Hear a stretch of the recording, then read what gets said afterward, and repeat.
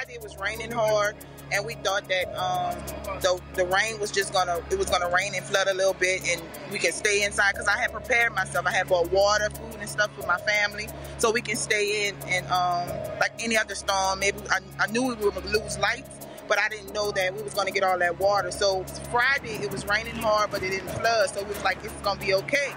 And they told us we didn't have to evacuate. So then on Saturday, it had stopped raining and they had the football game on, the football game and a fight on, and it was at my sister's house. And so me and my family, we drove over to my sister's house to watch the fight, but I left my mother-in-law behind. I kept calling and checking on my mother-in-law, and when I went to go check on my mother-in-law, she called me up and said the water is coming in, and my mama stays in the same apartment complex as me. So I called my mama up and I told her could she go get her, because she is disabled and she can barely walk. Both of them are elderly, but my mama is a strong woman, so she went and got her out the house, and she called me and said my house was gone. So once I found out my house was gone, we stayed at my sister's house, and it started raining and water started coming in. We tried to leave, but they had so much water we couldn't drive out of it and we couldn't walk out of it. So my son's friend's mother told us we can stay in her apartment, which is across the street from my sister. And those apartments are built like on, they got an upside and a downside. My sister stayed on the downside. So by my sister staying on the downside, we had to go to the higher level. So she told us we can stay on the second floor, but they had never been through a storm. And I was telling them, I was like, this storm seems it's gonna be bad and we're gonna have to try to get up out of here.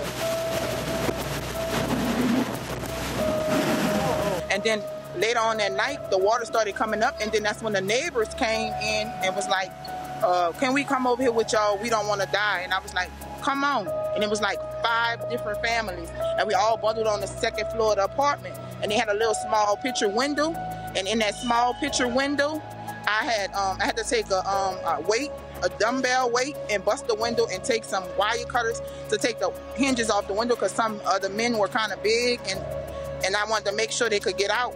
So we tried the big people first, and once we found out that the big people could get out, we did the children, and I put a chair at the on the outside and the inside so they can step up so nobody won't hurt themselves. And so we went on the roof while it was raining and stuff, and waited for somebody to rescue us. And it took them to get to us like 7 hours, but in the meantime we seen dead bodies. My children witnessed dead bodies floating across the water in front of our face. People inside their cars blowing their horn, asking for help. I wouldn't wish this on nobody.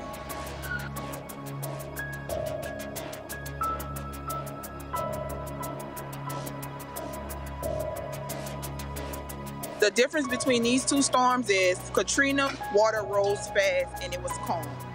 This storm was a storm where the water came up a little. It was coming. It started coming. It was started off slow, then it came fast, and it was like a water rafter. Like the current was so fast, nobody human could swim in that water. I don't even think the Coast Guards could swim in that water.